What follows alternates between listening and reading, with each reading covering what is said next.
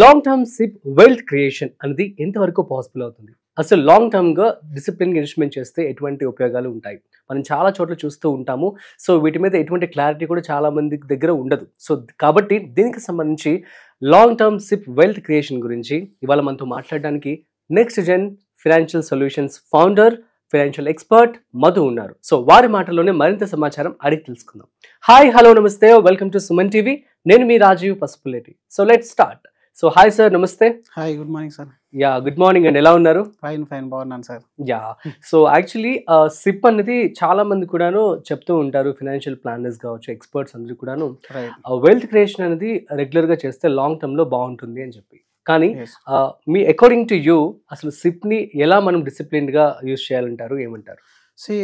Mutual fund investment అనేది మనం long term కోసం వాడాలని చెప్తాము. అవును. సో అసలు ఈ లాంగ్ టర్మ్ కోసమే ఎందుకు వాడాలి అనేది చాలా మందికి క్లారిటీ అనేది ఉండదు. అవును. అండ్ ఇంకొకటి ఏంటంటే మన ఇన్వెస్టర్స్ అందరికి ఏంటంటే ఈ ఐఆర్ఆర్ క్యాలిక్యులేషన్ పైన చాలా మందికి ఐడియా అనేది ఉండదు. నాకు నెట్ గా ఎంత ఇంట్రెస్ట్ వర్కౌట్ అయింది, నాకు అందులో వచ్చిన ఈల్డ్ ఎంత అనేది చాలా మందికి తెలియదు. దీని వల్లనే మార్కెట్ లో ప్రతి దాన్ని ఒకేలాగా చూస్తారు వీళ్ళు. ప్రతి ఇన్వెస్ట్మెంట్ కూడా ఒకేలాగా రిటర్న్ ఎక్స్పెక్ట్ చేస్తారు. ఇప్పుడు మీరు ఫిక్స్డ్ డిపాజిట్ లో ఒక ₹1,00,000 ఇన్వెస్ట్మెంట్ చేసిన తర్వాత వచ్చే రిటర్న్ మీరు మ్యూచువల్ ఫండ్ లో కూడా సేమ్ వేలో మీరు ఎక్స్పెక్ట్ చేశారనుకోండి, ఒక్కొక్కసారి మీకు ఫిక్స్డ్ డిపాజిటే బెటర్ అనిపిస్తుంది. ఎందుకంటే అందులో వచ్చే 6%, 7% అనేది గ్యారంటీగా యాడ్ అవుతుంది. అక్కడ గ్యారంటీగా యాడ్ అవుతుంది. 1 year తర్వాత 2 year తర్వాత అయినా 6% యాడ్ అవుతూనే ఉంటుంది. మీ ట్రెండ్ అనేది ఎప్పుడు కూడా పైకి వెళ్తూనే ఉంటుంది. బట్ మ్యూచువల్ ఫండ్ ఆ విధంగా మీరు చూడకూడదు. స్టాక్ మార్కెట్ ఎప్పుడైనా సరే రోలర్ కోస్టర్ రైడర్, అది ఎప్పుడు అప్ లోకి వెళ్తుంది, డౌన్ లోకి వెళ్తుంది. సో దీని గురించి ఎస్ఐపిలో మీరు ఒక 3 నుంచి 4 టాపిక్స్ అనేది చాలా మీరు అర్థం చేసుకోవాల్సిన అవసరం అనేది ఉంటుంది. ఎందుకంటే అందరూ ఎస్ఐపి చేస్తున్నారు, కానీ ఎస్ఐపిలో ఉన్న ఈ 3 థింగ్స్ ఏవైతే ఉన్నాయో అర్థం కాని వాళ్ళందరూ కూడా డబ్బులు పోగొట్టుకునే ఛాన్స్ అనేది ఎక్కువ ఉంటుంది, లేదా తక్కువ రిటర్న్ లో ఎగ్జిట్ అయ్యే ఛాన్స్ అనేది ఎక్కువ ఉంటుంది. సో ఆ 3 ఏంటివి అంటే, ఫస్ట్ ది అన్నిటికంటే ముఖ్యంగా మనకి రిటర్న్. ఏం రిటర్న్? Compound return. ఈ కాంపౌండ్ రిటర్న్ అనేది ఏంటనేది మనం అర్థం చేసుకోవాలి. యూనిట్ కాస్ట్ యావరేజింగ్ అనేది అర్థం చేసుకోవాలి. అండ్ అప్స్ అండ్ డౌన్స్ లో మనం ఏ విధంగా ఎంతకాలం మనం వెయిట్ చేయాలి ఎస్ఐపిలో అనేది టైం మనం అర్థం చేసుకోవాలి. సో ఇందులో అన్నిటికంటే ముఖ్యంగా కాంపౌండింగ్ రిటర్న్. సో ఈ కాంపౌండ్ రిటర్న్ అనేది మీరు స్క్రీన్ పైన చూసినట్టయితే, మీరు ఒక ₹1,00,000 కాంపౌండ్ రిటర్న్ లో మీరు ఇన్వెస్ట్మెంట్ చేస్తున్నాం అనుకుందాం. ఒకటి 6% రిటర్న్ ఇస్తుంది, ఇంకొకటి 12% రిటర్న్ ఇస్తుంది. మరి 2 కాంపౌండ్ రిటర్న్. కానీ 6% రిటర్న్ ఇచ్చే దాంట్లో మనకి అమౌంట్ అనేది డబుల్ అవడానికి 12 సంవత్సరాలు టైం పడుతుంది. అదే మీకు 12% రిటర్న్ ఇచ్చే దాంట్లో చూసుకున్నట్టయితే 6 years లో డబుల్ అయిపోతుంది. సో ఈ కాంపౌండ్ రిటర్న్ అనేది ఎంత ఇస్తుంది దాన్ని బట్టి మన యొక్క ఇన్వెస్ట్మెంట్ అనేది అంత గ్రో అవుతుంది. సో అయితే చాలా మందికి తెలియని విషయం ఏంటంటే, ఇప్పుడు కాంపౌండ్ రిటర్న్ అయితే అర్థమైంది, కానీ మరి 3 సంవత్సరాలు 4 సంవత్సరాలు ఇన్వెస్ట్మెంట్ చేయమంటేనే మన వాళ్ళు, లేదంటే 3 సంవత్సరాలు ఎందుకు, 6 నెలలు ఎందుకు కాదు, 3 నెలలు ఎందుకు కాదు అనే విషయం చాలా మందికి ఇంకా మైండ్ లో ఇంకా అలాగే ఉంది. మ్యూచువల్ ఫండ్ లేదా ఎస్ఐపి లాంగ్ టర్మ్ ఎందుకు అంటాము అని అంటే, మార్కెట్ లో ఉన్న ఈ టెంపరరీ సిచ్యువేషన్స్ ని ఓవర్కమ్ చేయడానికి లాంగ్ టర్మ్ ని వెయిట్ చేయమని చెప్తాము. సో ఇప్పుడు ఈ లాంగ్ టర్మ్ చేసే పద్ధతిలో అంటే ఈ మార్గంలో మనకు కొన్ని రకాల ఇబ్బందులు అనేవి ఉంటాయి. ప్రతి మ్యూచువల్ ఫండ్ యాడ్ వెనుక మనకు ఒక ఏంటి జాగ్రత్త మెసేజ్ ఏం వస్తుంది ఈ రోజుల్లో, mutual funds are subject to market risk. So ఆ సబ్జెక్ట్ టు మార్కెట్ రిస్క్ అన్నారు కదా, మనం 1979 నుంచి 2024 వరకు ఉన్న ఈ మార్కెట్ లో అతి పెద్ద రిస్క్లు ఏవైతే ఉన్నాయో అవి ఇప్పుడు స్క్రీన్ పైన చూపిద్దాం ఒకసారి. సో అందులో మీరు అన్నిటికంటే ముఖ్యంగా 1991 గల్ఫ్ వార్, అది ఇండియన్ ఫైనాన్షియల్ క్రైసిస్ అని కూడా అంటారు. అప్పుడు మార్కెట్ అనేది 108 రోజులు ఫాల్ లోనే ఉంది. ఎంత ఫాల్ అయింది అని అంటే 38% ఫాల్ అయిపోయింది. ఆ 38 ఫాల్ మళ్ళీ రికవర్ అవడానికి 182 రోజులు పట్టింది టైం. అంటే ఆల్మోస్ట్ 6 months టైం పట్టింది. ఎంత గెయిన్ అయింది దాని తర్వాత? 38% మనం లాస్ లోకి వెళ్ళాం కదా, 67% అనేది డబుల్, రైట్? మళ్ళీ దాని తర్వాత ఇలాంటివి ఆల్మోస్ట్ 9 కరెక్షన్స్ వచ్చినాయి. మీరు అర్షద్ మీద స్కామ్ చూసుకోవచ్చు, లేదా మీకు టెక్ బబుల్ గమ్, లేదా BJP last, FII cell of, ఇట్లాంటివన్నీ కూడా మీకు స్క్రీన్ పైన మీకు చూపిస్తున్నాను, మీరు చూసుకోవచ్చు. అన్నిటికంటే ముఖ్యంగా మనం ఎక్స్పీరియన్స్ అయిందంటే 2020లో కోవిడ్. అవును. కోవిడ్ టైంలో కూడా మనకు మార్కెట్ -38% ఎగ్జాక్ట్లీ డౌన్ అయిపోయింది. దీనికి రికవరీ టైం 231 డేస్ పట్టింది. ఈ 231 డేస్ తర్వాత 65% అనేది మార్కెట్ గ్రో అయింది. సో ఇలాంటి 9 కరెక్షన్స్ ఉన్న తర్వాత కూడా ఈ రోజు సెన్సెక్స్ యొక్క రిటర్న్ యావరేజ్ రిటర్న్ వచ్చి 15.5% అనేది రిటర్న్ జనరేట్ చేసింది.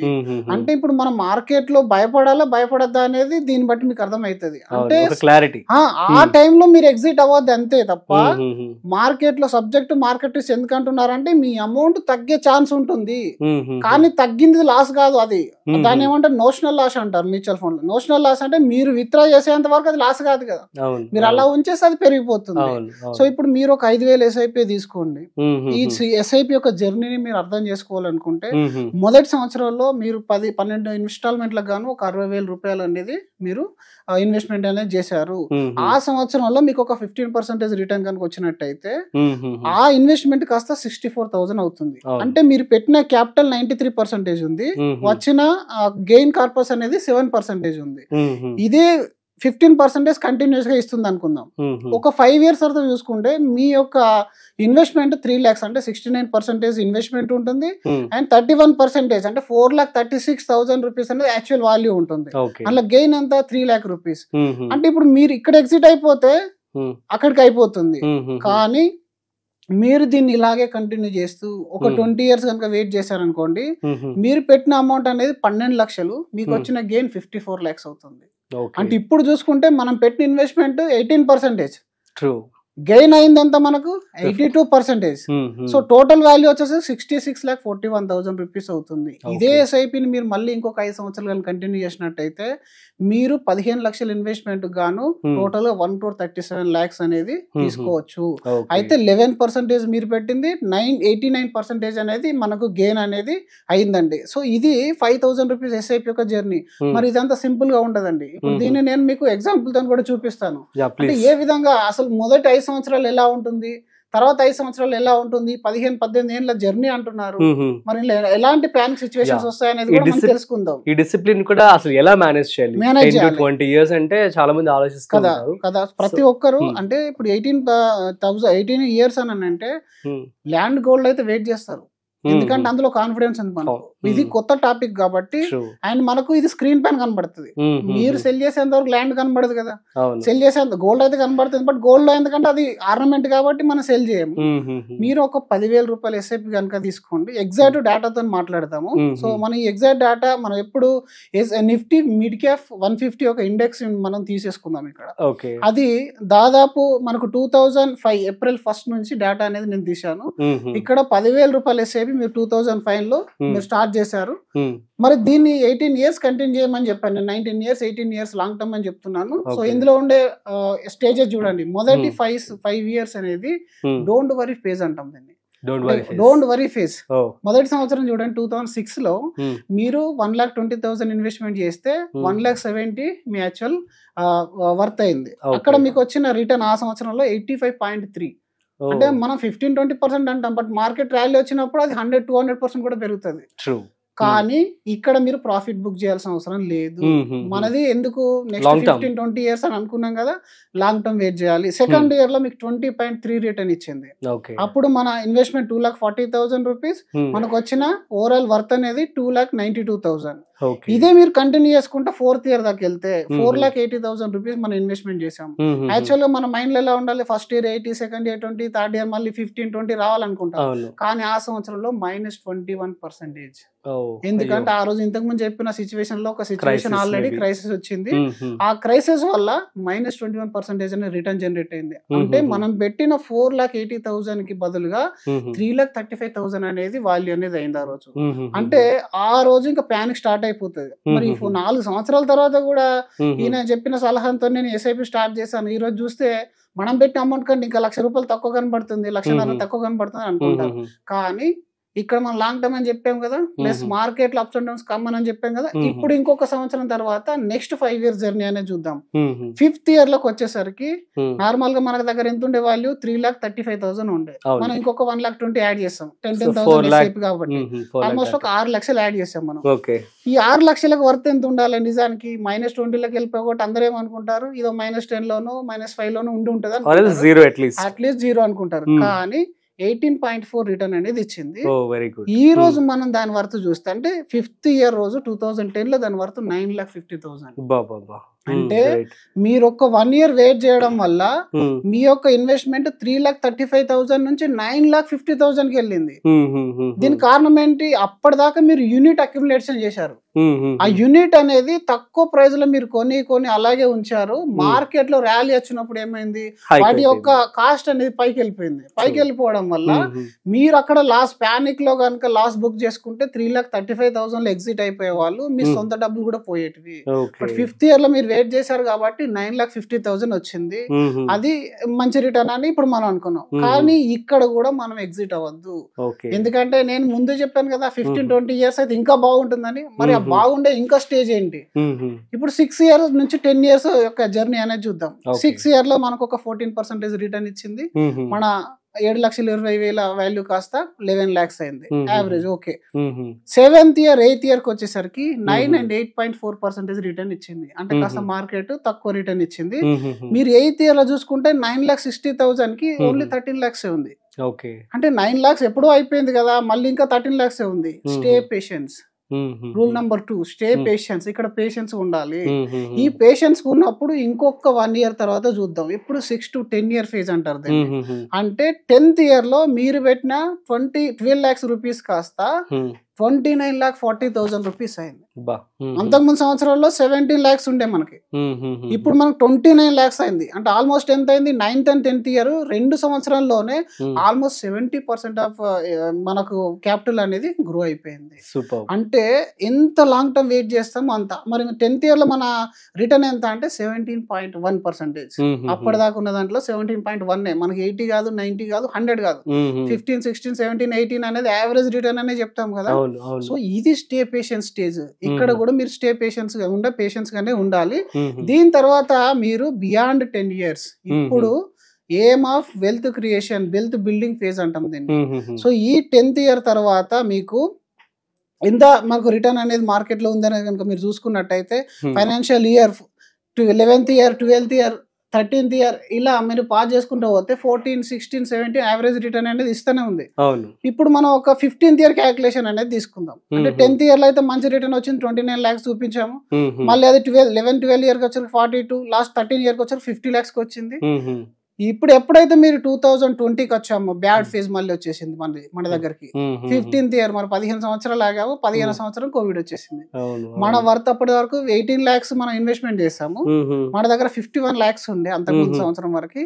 ఆ సంవత్సరంలో పెట్టిన 1,20,000 పెట్టిన తర్వాత కూడా 36 లక్షలకు వచ్చేసింది. సో ఇప్పుడు చాలా మంది మళ్ళీ ప్యానిక్ అవుతారు. నిజానికి మన ఇన్వెస్ట్మెంట్ 18 ఇప్పటికి డబుల్ లో ఉంది. 36 lakhs మన క్యాపిటల్ అనేది 54 నుంచి 36 వచ్చింది. ఇక్కడ మీరు మేనేజ్ చేయగలిగితే, అంటే మీరు ఎగ్జాక్ట్ గా 15 years గోల్ పెట్టుకుంటే 14th year కి ఎగ్జిట్ చేపిస్తాం మేము. దాన్ని ఈక్విటీ నుంచి డెట్ కి ఎలా మార్చేస్తాము. అప్పుడు ఇలాంటి సిచ్యువేషన్ వచ్చినా మీకు భయం ఏమి ఉండదు. బట్ మనం 15-20 years మనకి ఎప్పుడైతే టైం పెట్టుకున్నామో, ఒక 20 years ఎస్ఐపి అనుకున్నాం, ఆ 20 year టార్గెట్ కి 15th year లో మనకు మార్కెట్ నెగిటివ్ వచ్చిందని చెప్పేసి మీరు ఎగ్జిట్ అవ్వద్దు. అక్కడ 8.7% రిటర్న్ జనరేట్ అయింది. మీరు దాన్ని అలాగే ఇంకొక 1 year కనుక కంటిన్యూ చేస్తే 16th year లో మనం పెట్టిన 19,20,000 బదులుగా 77 lakhs అనేది మనకు వెల్త్ అనేది క్రియేట్ అయింది. సో ఇక్కడ రిటర్న్ ఎంత? ఓన్లీ 15.7%. అలాగే మీరు 17th year, 18th year కనుక చూసుకున్నట్టయితే 18th year వరకు మనం 21 lakhs యాడ్ చేసాం మన జేబు నుండి.